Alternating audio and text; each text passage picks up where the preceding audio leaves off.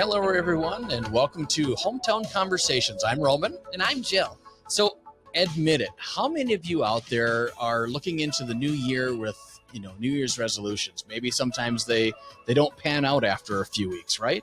Well, today we talk leadership, personal growth, and discuss an alternative to a New Year's resolution that we think may just work for you. So Steve Gosser is the chief evangelist for Vivid Image, a local web design and marketing agency here in Hutchinson.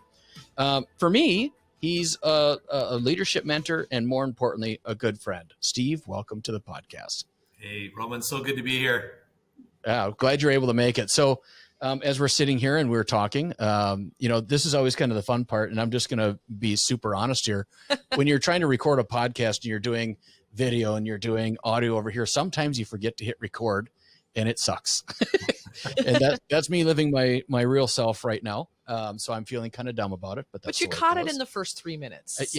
So at least we, can start over and not have to go, well, we have to do the whole show over again, because that would really suck. So anyway, we were talking about how it's snowing outside right now. And this is like we were talking earlier, this is somewhat of just like, well, why not for 2020? Why right? not? Yeah, why not? Yeah. So is it Snowmageddon out there by you, Steve, too? It is, but it's going to be a beautiful white Christmas. Yeah, that's true. Well, so we're very happy about that. Everybody gets their white Christmas the day before, which is great. So there's more to do outside in the winter with snow. My son and I have been having trouble spending time outside when it's just cold and can't go sledding. We can't make a snowman. We can't make a fort. We can't, right? Like this will create activity. So that's good. Yeah. Like going snowshoeing and those kinds of things. Yeah. And that's actually something I'm looking forward to getting back to. Me too. Getting on my exercise bike at home is fun because, you have people barking at you and stuff like that. But I really like being outside in the wintertime in the snow. Yeah. So even though it's cold, but I digress. So let's go ahead and dive in. One of the things that we want to talk about today, Steve, is personal growth. So many people look to this time of year as a time of hope, of what is to come. After a tumultuous 2020, I think there's a lot of people out there who took the unexpected time that we had in 2020 and worked on themselves. So what do you think about that, Jill? We touched on this a little bit in a previous podcast, that there are, some people that really took that extra time and just really dove right in. And then some of us just kind of survived. Steve, did you have extra time? Did your work allow for extra time? Did you have anything that you could kind of work on this year, or was it just maintain? Wow. Well, there's a lot of maintaining, but I think, if you look at this time as a time of growth, there's some people that have really impressed me. Got a good friend named Todd who really took this time to work on himself. He walked 20,000 steps every day. It's a good time. This has been a good season to reflect and to work on ourselves. And there's a lot of the narrative coming from the world is like, oh, thank goodness 2020 is over. But I know a lot of people that have had some really positive things happen to them, to their families, their work lives, their personal lives. So it's interesting that the narrative we get fed is so negative, when really, when you talk to people one-on-one, there have been a fair amount of very positive things that have happened. So that's good. The narrative I try and look at is, did 2020 happen to you, or did it happen for you? That's a great way of saying it, Steve. If it happened to you, you can really spend your time feeling like a victim. Yeah. Yes. If it happened for you, boy, you can look at the opportunities. I mean, I've had the opportunity to spend a lot more time with my kids. Mm-hmm. My daughter comes into the office every day. So having breakfast and lunch with her, it's just been a wonderful, how fantastic. Wonderful and that victim mentality really can extend out into every aspect of life, not just COVID. And I think when I've had the opportunity all month this month to work from home every Tuesday. So my son and he sets up his Chromebook and I set up my laptop and I work on computer. I kind of save my computery stuff for Tuesdays, and he does, third grade, and there we sit. And it's been fantastic. I get to hear all of his little friends talk to the teacher, and it fills my soul. And so, we could look at it as this horrible thing, or I could look at it as a chance to kind of glimpse into his day when I normally wouldn't get to see what happens in the life of a third grader. So it's been a good year. And it's been a challenge with everybody's schedules kind of colliding together and figuring out how to build, our relationships together when we're doing work and school and everything else we have to do. Collide. That's a great word. A lot of things are colliding. Yeah. Exactly. So we've talked in the past about overcoming an obstacle. Everyone's working on something, they're working something out in their life, right? Yep. You've participated in some pretty extreme fitness challenges over there. We were talking just before we went on that you had done the 75 hard, I think it's called, over the summer, which I remember seeing you walking this summer and you were explaining what was going on. And I thought, that's really intense and might be a little bit more than what I could handle, but you inspired me to start doing stuff again, which is great. How did you get started in like the extreme stuff? I mean, the ultras and those kinds of things, because it seems like, crazy on the, to me, a marathon is ultra enough. And then you're like, how about a marathon and 17 other things? Why not? It's been a lot of fun. And it was a journey. It wasn't, going out and running 100 miles or a 24-hour race or running across Iowa just overnight. It was kind of a journey. Started out with a bunch of 5Ks and having a good support network to encourage each other. Yeah.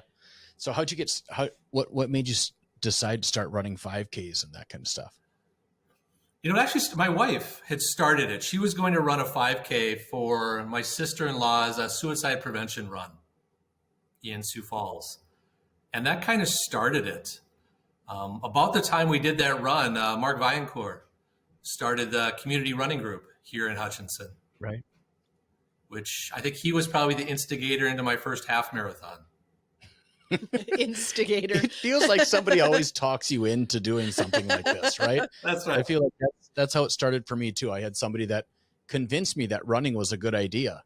And I'm like, no, this is not how I want to start doing things. And then you end up, somebody says, well, no, you could totally run a 5K. And then you do the 5K. And then somebody says, well, no, you could totally do a half marathon. I'm like, I could never run 13.1 miles. I'm like, no, absolutely you could. And then, I'll tell you, one of the other things that motivated me was you chasing me down in some of those running, those community runs as well. I could feel your presence. For a good year, that was my goal, Roman. It was to beat you in one of those. I could feel your presence just right behind me. I was like, I'd turn the corner. I'm like, he's right there. Just keep pushing as hard as he can. Yeah. Well, you hear people say all the time, right? Like, if you want something bad enough, you'll just be able to do it. And I think there's some truth there. When you really, really do want something, you make it happen. But it's also a little bit unfair, because I know a lot of people that really would like to be more healthy and more active and just have a hard time with that very first step, which is just getting off the couch, right? Just that first thing. What are your thoughts on that? What advice would you give? How did you get off the couch for the first time? How would you motivate somebody to just get that journey started, whether it's going for a walk every day, running a 5K, or doing an ultra marathon, whatever these things are? For me, the journey started with watching my wife do the 5K, but it was really about, I was exhausted at the end of the day. And just playing with my kids, running around the house, just exhausted me. And I wanted more energy. And what I found when I got into the running community, I mean, runners are amazing. It's a great community to be part of because runners are so positive. And what I found is, that community is somebody that they inspire you to keep going, to keep pushing yourself. And I think one of my greatest accomplishments was running my 100 miles. The goal was to run 100 miles in under 24 hours. And the only reason I got that done was I had a really good support network behind me. I had people to encourage me, people to help me put together those plans. Yeah. So if somebody were to be looking at doing something like that, we're talking personal growth, stepping outside, whether it's doing a fitness challenge or it's writing a book or something like that. They have a, we always kind of sit here at the beginning of the year and say, well, I've got all these goals that I want to put together. Right. Yeah. What advice would you give to somebody that is just sitting there going, well, I don't even know where to begin, or Should I even start? Those kinds of things. It's the idea of prohibition and inhibition, things that you and I have talked about in the past. Yeah. I think, you say you got to get committed to it, but commitment is just a reflection of what is. Mm-hmm. Yeah. Some of us were committed to putting on 15 pounds during COVID. We wanted to run, but we were more committed to putting on 15 pounds. I think, part of the first step is to identify some small steps and get some quick wins. I think a lot of times success isn't this big thing that just happens overnight. It's a lot of small wins. So, today, what is a small win you could get after listening to this podcast? What's another small win? And the more small wins you get, they add up into bigger and better things. That's a really great point, Steve. We are a society of instant gratification, and I've seen that concept transform even from when I was a teenager to now. Everything from we can watch TV without commercials to, getting food instant. I mean, the world is at our fingertips. And if you don't identify small wins, I think you can get defeated really easily, because you're not going to run a marathon tomorrow if you're starting today. You're not going to lose 50 pounds next week if you're starting today. So I think that concept of small wins works for us because we're conditioned at this point to want a reward quickly. So that's a great point, actually. Yeah. If you think about it, I'm sitting here and I'm just picking up, spin bikes again. And I didn't ride nearly as many miles on my bike this past year as I really wanted to. And I think I rode from, Hutchinson to Winstead maybe once. Mm-hmm. This year, maybe twice. In years past, I would have done that several times throughout the year. And in my mind, I was getting frustrated saying, well, shoot, I can't make it that far. What's wrong? Well, what's wrong is that you're not riding the small rides either. And you're not taking the little wins and building up to that. And I think that might be some of the best advice that I've heard in a long time heading into next year.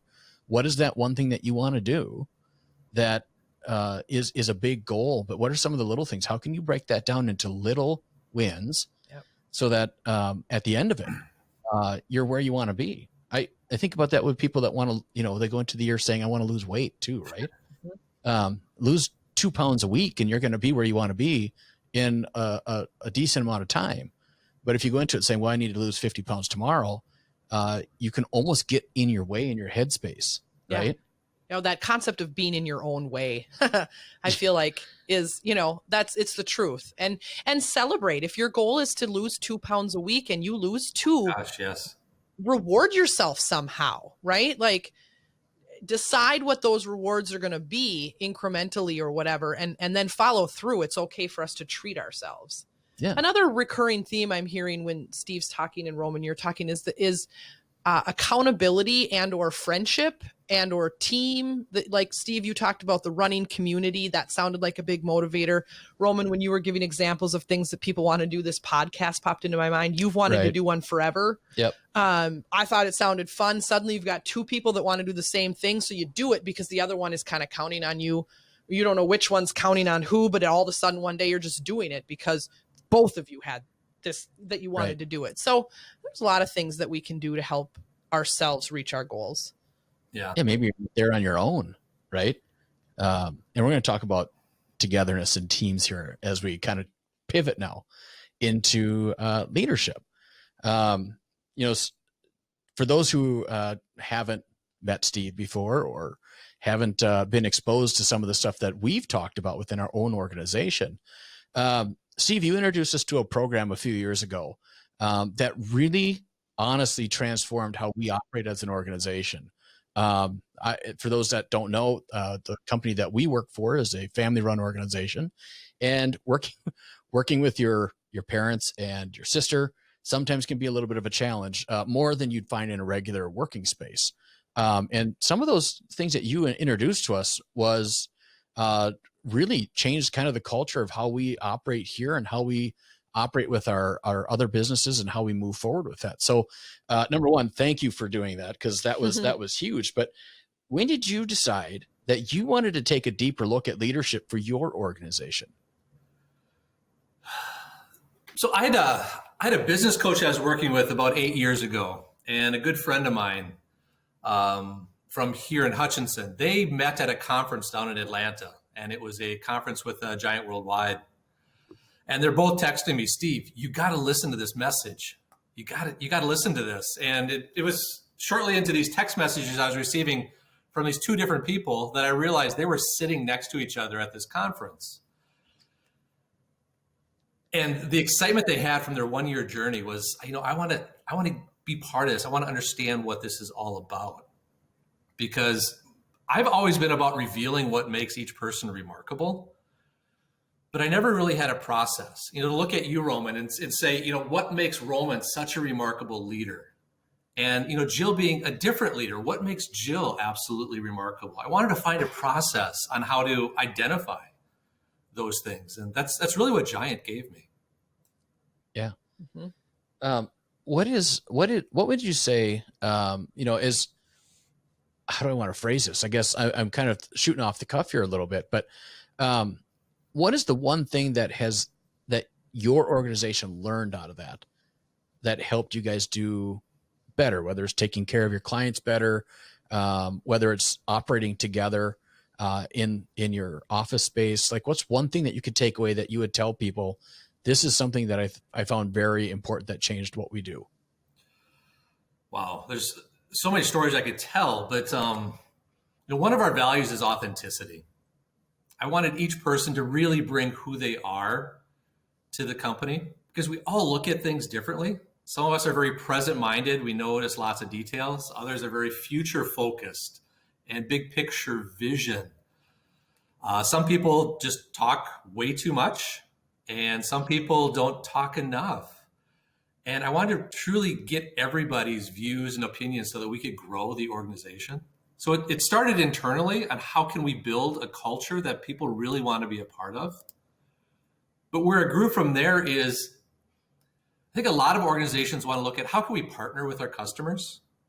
We didn't really just want it to be a tagline, how, we partner with you. We truly wanted to build partnerships based on clear understanding. So when we get to know our clients, it's also partnering them with a complementary voice. So that we can help each one of our clients move their business forward with a complementary voice. Sure. That's interesting. Leading into my question for you, Steve, I do have to kind of I think I've thanked you before, but a few years ago, I was at sort of a pivotal point in my career life in that I didn't currently have one.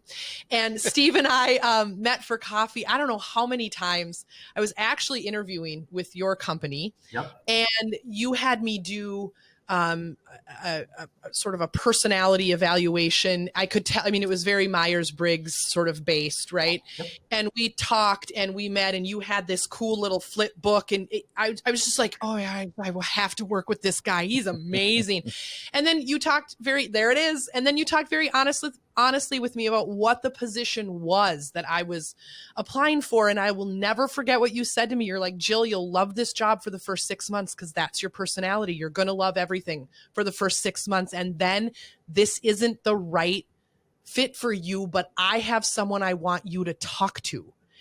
And as this guy over here, and I have never been happier in a role that I have had as a job. So thank you for just deciding that the role at Vivid that was available wasn't the right one for me. But that you got me connected to somebody where you really felt like I could fit not only in the job that I would do, but in the company that I would work for. So thank you very much, because I love my job. And then my question for you, because we've done a lot of leadership development with you and the Giant Worldwide. It makes so much sense when you teach it. And one of the questions I have for you that I think the listeners would be interested in is there's a lot of books you can read about leadership styles, and a lot of it is focused on your own leadership. But one thing that Giant really does well is forces you to understand what other people's leadership styles are and what other people's personalities are. And why do you think that that's such a more valuable approach?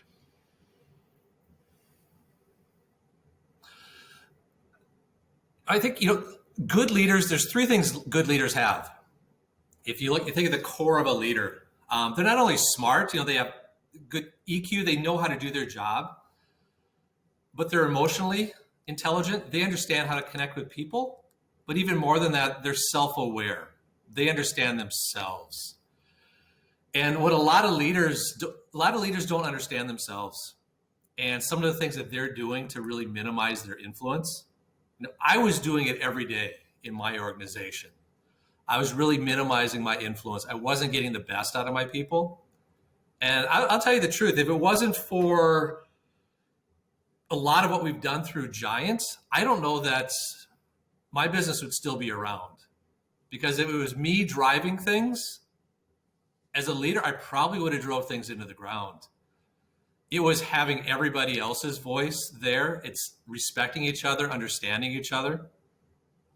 I'm very future oriented. I'm always thinking about the future, which means I can start to forget about things that are happening right now, today. Mm-hmm. And, the people that are very present minded are the ones that I so appreciate within my organization. Before Giant, they were probably the people that drove me absolutely crazy because they wanted to slow me down, and I just wanted to go 100 miles an hour. But one of my themes this year has been, you got to slow down so that we can speed up. You got to slow down to make sure that things are simple, that they're fully understood, that we all understand what's expected. And when we slow down, we can really speed up. And I'm so looking forward to 2021 because this is going to be a year for a lot of businesses to speed up. Yeah. It's really well said. I know that I work directly with somebody who's a drastically different voice than my own. And I really respect her and the work she does. And so we've never butted heads, but I tell you, going through your program really helps me understand what she's saying and why. I don't take it personally when she questions my ideas and things, because I can get a little bit ahead of myself, and she wants to make sure that all the I's are dotted and T's are crossed right now, today, on time. And I'm like, that's so details and right, like, but I can really be like, thank God she's here. And thank God I'm here, because the two of us together really make this place work well. Rather than feeling offended, I really embrace who she is and really, really am so thankful for her. And so I just think the whole Giant concept is just absolutely phenomenal. Yeah. And it's not just work related. I think I've learned more about leadership in my family circle, from understanding my kids to understanding my wife. Yep. Yeah, that's true. Yeah. I remember sitting through some of these sessions over time, and I'm thinking to myself, boy, this would really work for my kids, right? This would really work at home. And I the one that really sticks with me, Steve, is the provisional plan and promise portion of that. And I remember watching the video on it and thinking to myself, this makes a lot of sense. And it made a lot of sense both at home, but also here at work, because I'm more of a voice where, similar to you, I'm forward thinking, I'm throwing ideas out there. And, I'm the terms how, everyone who hasn't gone through the program is like, I'm just throwing things against the wall to see what sticks. Right. My sister, who is the CFO of our organization, she would take that as like, I'm making plans to like do something. And she's already freaking out, thinking, this isn't, why is he doing? Oh, he's stressing me out. And she's going to a list of 1,000 things. And I'm just throwing something against the wall saying, hey, I've got this great idea. Let's see if it works. That's why I think you and I work really well together, Jill, is that both of us kind of think about that. We're throwing things out, and then it takes somebody like Sarah to say, great ideas, but now how do we make that work? And I think that's one of those programs where before Sarah would start asking me questions and start, I'm going to use the word pester, but that's probably not the right word, but she would pepper me with questions. That's a better word. That's a good word. Questions, and I would get offended. I'm like, whoa. We're just getting started here. Let's slow down. And clearly it's working, because I haven't heard you refer to her as a dream killer in years. I know, right? Well, we used to kid with her that she has, Darth Vader senses when we walk in, and it was just, this fear of always saying no. But I think it really helped, though, because from her standpoint, she knew that I was just throwing things against the wall. And from my standpoint, I knew she was going to ask me some questions that I maybe haven't thought of yet. Like just simple questions like, great idea, but how much does it cost? How are you going to pay for it? Are we going to get buy-in? Those kinds of things. So silly little details, what the heck? But I would always think of that and just say, well, why don't you think my idea is neat? Mm-hmm. And so we would butt heads on that standpoint. So this program and going through that, the provisional speaking and planning and what promise actually means. Wow. We talked about that in, some of our driving around today. Are we going to promise we're going to go somewhere? No, because I don't know what the weather's going to be like today, and I don't know if we're going to be able to make it. So we just provisionally, this is what the thought is. We're going to plan to do this, but we're not going to make a promise on it. And I thought the way that the guys in the video who gave us that information was just perfect. Right time, right place. That's a tool they use a lot on me here at Vivid Image, that visual tool. Steve, is it provisional, plan, or promise? And it's just great language because I love to dream. I love to speak provisional. But as a leader, people don't always understand what you're saying is provisional, and they'll go on and they'll do it. And then you say, well, why did you do that? We were just talking ideas. Yeah. And it really leads to just discontentment within the organization. And unmet expectations in communication just lead to bitterness. They lead to resentment, and it leads to just ultimately settling for a new norm in any relationship. So, if I couldn't talk provisionally with somebody, well, I'm not going to talk to him anymore because they're a dream killer. So I'm going to find somebody else to talk to. Yeah. Talk about your sister. I mean, it's just a beautiful relationship you have with your sister now, and you can talk provisional and share ideas, and she can help clarify. Right. Yeah. It helps out a lot. So yeah, I think business leadership is something that you're going to learn for the rest of your life, right? It's if you go into business, and I tell my kids this who have some inkling of wanting to go into business at some point. And I'm like, you're going, especially when they start being frustrated about homework and doing homework. I'm like, look, homework's going to last forever because you're going to be constantly learning the rest of your life. Yeah. I feel like that's what makes work fun. I've been doing this job now for 20 years, and no day, no year is the same. And you constantly have to be changing and learning. So, I think putting an emphasis on continued education, I don't know like that word, but just continued growth from your leadership ability is super important for any business. Absolutely. So we're gonna pivot now into something that I think is important. We're heading into the final weeks of the year here. Everybody starts thinking about New Year's resolutions, and looking back, I've always had trouble sticking with a resolution, and really until you introduced me to the concept of the 3 guiding words. I think that's important. So Roman has done the 3 guiding words. I haven't, but I sort of know about it. Can you explain it a little bit more, why it's different than a resolution, what it is, and why you think it's helpful for people? Yeah. So, resolutions tend to get forgotten. When I was going to the gym every day working out, I hated going to the gym in January because the gym was just packed. There were so many people there. And I thought, boy, it's going to be this busy for the next couple months. And Roman, you were going to the gym about the same time. And about 2 weeks later, by January 14th, the gym was empty again. Yep. Resolutions get forgotten. They get forgotten very quickly. So the 3 guiding words, they're words to help guide your decisions into the next year. So the theme. Go ahead. Yeah. So I think I've had, I've been creating the 3 words for the past several years now. Some of my best years have come from this concept, from create outdoor memories to find joy now. All have been very easy to follow. I love how we've created this group of business people, though, that business people, friends, and we get together and discuss what each word means for us.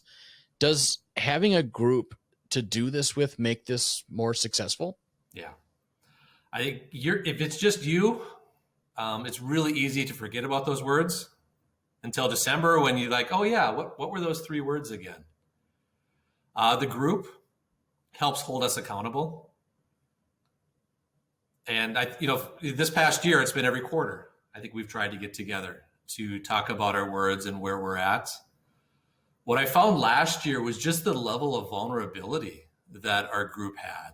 And boy, some of the conversations we had last December, wow. Yeah, there were some conversations that got pretty heavy last year. And what I appreciate about that is I feel like the 3 words concept has not only helped me personally, when I look at this, and I'll talk about the 3 words in a little bit here in a second, but it's helped me personally, but also develop some deeper relationships with my friends. This group that we have put together, the meetings that you were talking about where, I would get a random card throughout the year and it would say, find joy now, or, create outdoor memories, those kinds of things. This year in particular, there were little notes that Beth would send out, or I had written my words down on the back of a card at a leadership program that we were putting on with the chamber. And that got sent back to me at the end of the year last year and said, well, look at how far you've come. And those kinds of things were, I don't know. I'm kind of an emotional guy, so it hit me a little harder. So I really appreciate the group that we've put together. And I think I was telling Jill, she's had some outside conversations about putting something like this together. And I said, well, it was our group. She's like, well, maybe your group is yours and I need to have my own. I said, you absolutely should put a group together of it doesn't have to be like-minded people. Just, our group has all sorts of different people from different areas of expertise, so to speak.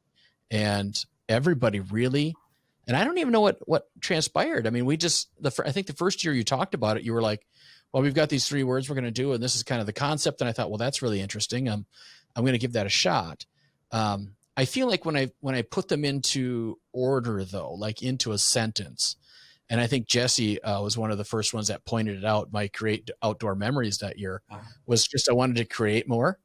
I wanted to be outdoors, creating, whether it's photography or anything, art wise.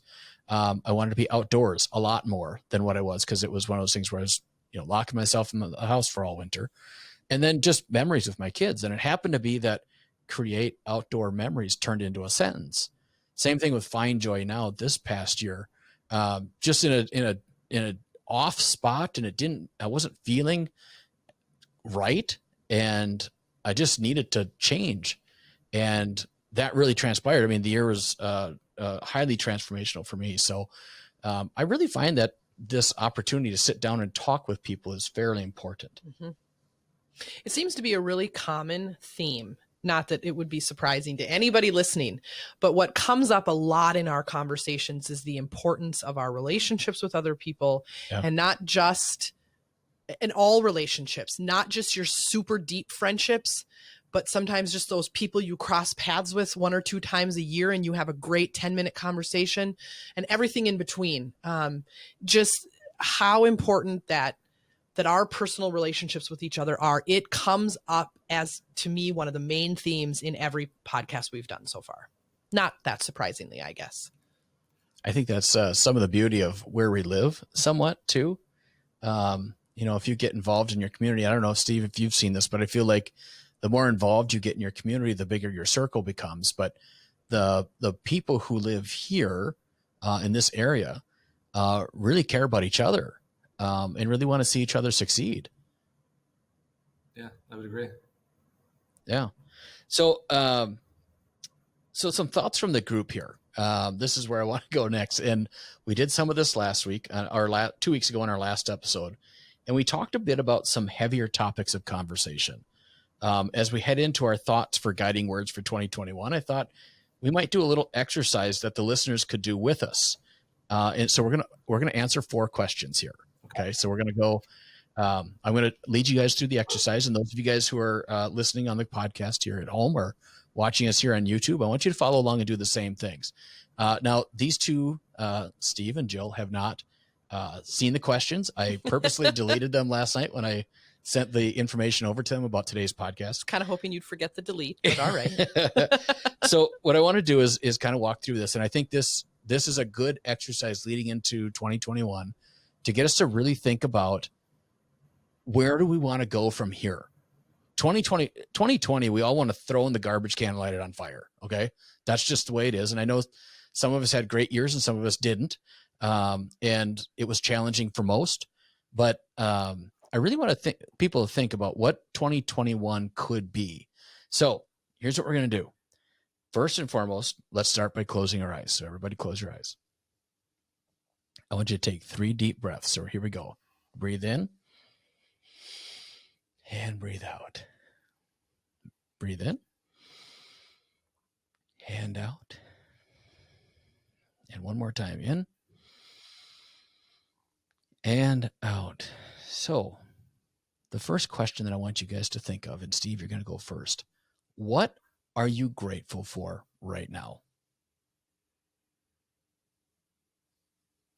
Can I open my eyes? Yeah. I just said that. Sight. He's grateful for sight. No, I'm kidding. What am I grateful? I end every day with gratitude with my youngest daughter. We talk about 3 things that we're grateful for. There's so many things that I'm grateful for. At this moment, the first thing that comes to mind is actually my staff. I'm really grateful for how they all really pulled together and we've pivoted so well in 2021. Yeah. Jill, what about you? What are you grateful for? The first thing that came to my mind was actually, we were supposed to drive up to Sartell today and do a small Christmas with my family, and we couldn't because the roads are bad. And that's okay. We are all healthy. My child is healthy. My parents are healthy. Everyone in my circle is healthy, and I'm really thankful for that. And we can always see them another time. Yeah. I think the thing that stands out for me is somewhat on Steve's side and somewhat on your side. I fall somewhere in between there. This year has been very challenging, to say the least, mainly for our staff that work in our communities. It's been very hard. I look at, even up to, our offices here and trying to use the word pivot. It felt like every day. So I'm grateful for our staff and the fact that they were able to really handle this in a way that was unexpected. Not that they didn't do that, like I didn't expect them to do a great job, just so many unexpected things happened to us. Right. And then on the second part is I'm really grateful for the people that I know. So many people, we haven't been able to get together this year, hardly at all. And those virtual hugs or those Zoom calls that last, for an hour or so, where I can get Ludo laughing and stuff like that.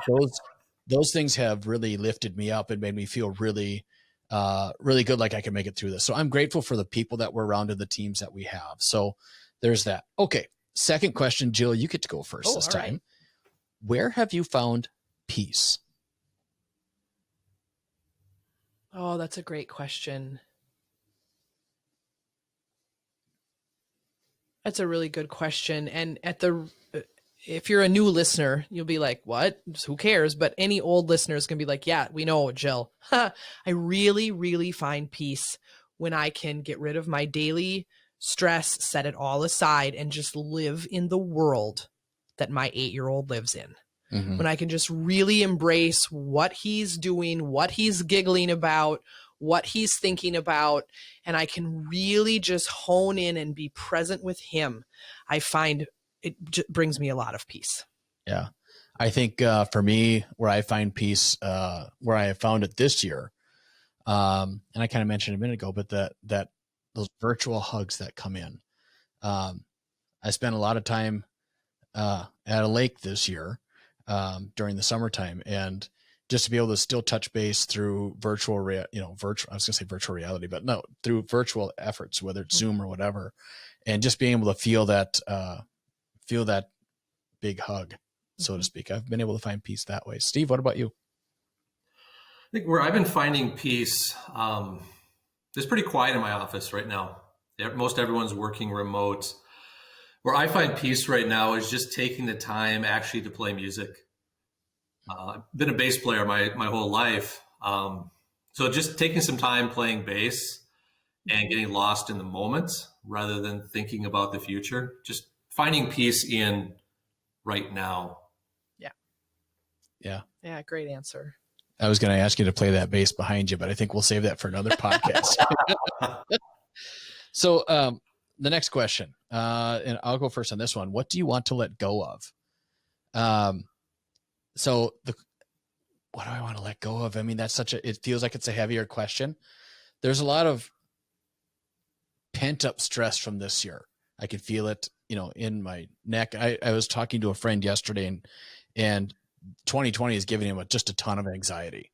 He's very much a connector and wants to be around people, and he gets his energy from going to meetings and being around people and talking to his friends.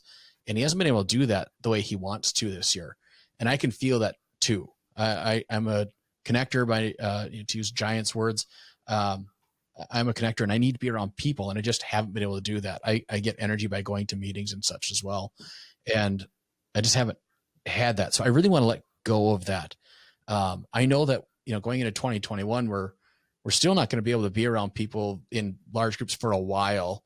As we start moving into the summer, as people start taking the vaccines, those things, that'll change. But I feel like I just need to let go of that stress. I think it's making my shoulders hurt and everything else. So what about you, Steve? What's one thing that you want to let go of? I think we all set high expectations for ourselves, and we want to, put on this image about who we should be, kind of put on this face. Mm-hmm. I just want to let go that, and I think everybody should do this, that who you are is good enough. You don't have to prove anything. That who you are is good enough. And if you can just share who you are, your authentic self, that's what the world needs. I love that. Can you just record yourself saying that and I can just listen to it like every couple of hours? Because you're right. I think we put a lot of stress on ourselves to be a certain thing. And that was just really beautiful to hear. So thank you. When you asked the question, Roman, I agree. Of course, right away, I'm like, I need some big answer. And I think for me, though, what I want to let go of is actually something a little more tangible.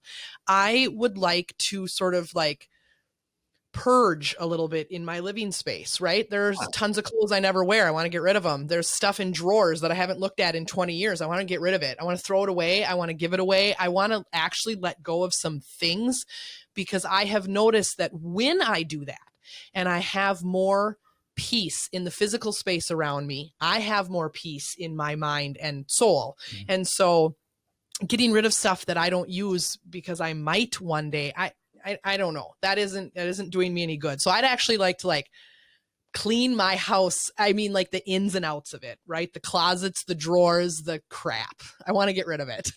Are you at the point of needing the dumpster and saying, I might just because here's the thing with me, right? So it's hard for me to hone in on a project like that. So if I do, and I fill up the garbage can that gets pulled out once a week, now I'm done with that project for the next 6 years until I'm motivated enough to do it again. Whereas if you put a dumpster in my driveway, I would just keep going until it was done. But if you stop me in the middle of a project like that, it doesn't restart. I mean, I know myself well enough to know I'm not going to, once the little dumpster gets emptied, I'm just going to start right up again. Oh, heavens no. I'm on to 16 other things by then. So I maybe do need that dumpster. I would say there's something to that though, because I got rid of a bunch of stuff this year. I would look at stuff and say, if I haven't touched this in X amount of time, and it might've been 6 months, it might've been 3 months. But I look at it and go I just can't foresee ever using this again. Mm-hmm. I just donated it or sold it or tossed it. I feel so much better. Yeah. Everything just feels more comfortable. So, okay. Last question. And since Steve went first last time, you're going to go first this time, Jill. Okay. So what are you passionate about and want to do more of? Everybody's passionate about something, right? Okay. We all have this drive inside of us. But I want to do more of that. What is that thing for you? Oh, that's a great question.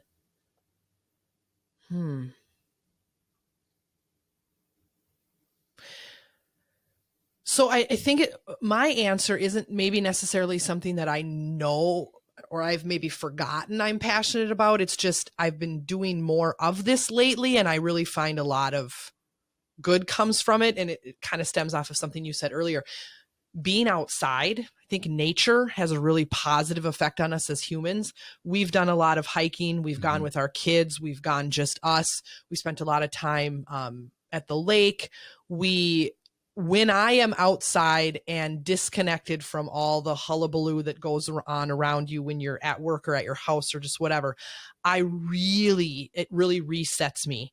And so while nobody that knows me would be like, well, that Jill is passionate about the outdoors. No, it's not ever been like the image I give off, but I would like to just really make a conscious effort to spend more time outside, away, leave the cell phone in the car, bring it with sometimes for pictures or whatever, but you don't need it. Just get outside, let the peace and quiet come over you, listen to the birds, listen to the water, and just sort of reset. Like slow down somewhat. Slow down. Yeah. Yep.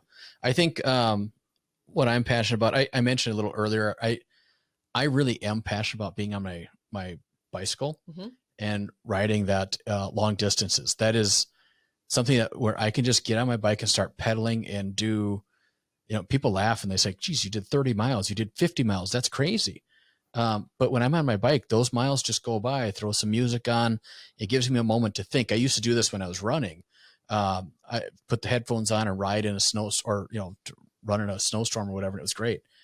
I find great joy in getting on my bike and just turning the music on and just riding. We talked about riding from here to the cities and stuff.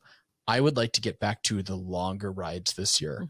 I want to find a way that I can take, and I know this is going to sound really dumb, but why would you want to be on a bike for 3 hours? But I want to get on my bike and I would really like to ride to the cities again this year. I think it would be fun. Maybe not yet this year. I mean, there's only, I guess I was talking about 2021. Yeah, sorry. Great point. But I would also like to do the MS 150. Hopefully they're able to have that again this year. I'm really hoping they do.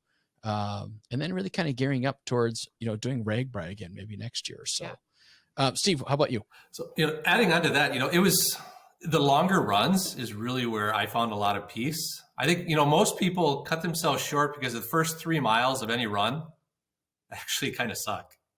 Yeah. After that, are more joyful. But I think, what I'm looking for, what I'm most passionate about this next year, I want to get 200 or 300 of my very best, very dear, very close friends together in one room to celebrate life together. Last year, right now, LeaderCast, kind of got sidetracked. I'm really hopeful we can bring a couple hundred people together for LeaderCast and looking at a couple other events. I miss being around, 200 or 300 of my very best friends. Yeah, boy, I sure hope we can do LeaderCast too, Steve. What a day. Yeah. Oh, it's a great time. Love that day. Well, Steve, thanks for joining us today. This has honestly been a lot of fun. I really appreciate you taking time out of your day and joining us on this thing, and really appreciate it. This has been fun. Yeah. Ever since we talked about this out on our kayaking trip, I've been looking forward to spending time with you and Jill. Yeah, it's been a lot of fun. I can't wait to get back to doing that again. And maybe we'll get 100 people to float down the river with us. Wouldn't that be fun? Steve, please tell your family Merry Christmas and Happy New Year. And I hope you guys have a really, really joyful next couple of weeks. Thank you. Merry Christmas to you too. Yeah. Now the conversation doesn't stop here. I would love to hear from our listeners. Have you thought about putting together your 3 guiding words? Is there something that you were grateful for this year? Where have you found peace? 2021 is right around the corner, and 2020 may not have been what we had all hoped for this year, but with 2021 right around the corner, now's the time to start thinking about all that could be in the future. As always, thank you to our listeners for joining us again this week. For those that have reached out, we have truly enjoyed hearing from you. To keep up to date on future podcasts, you can follow us on our Facebook page, Hometown Conversations, or on Twitter at HTown Convos. You can subscribe to our podcast on multiple streams, including Apple Podcast, PodMN, and Spotify. Just search for Hometown Conversations. If you'd like to be on a future podcast or have an idea for an episode, send us a note through Twitter or on Facebook. We hope you have a Merry Christmas and a safe New Year. We'll be back in the new year. See you again in a couple of weeks.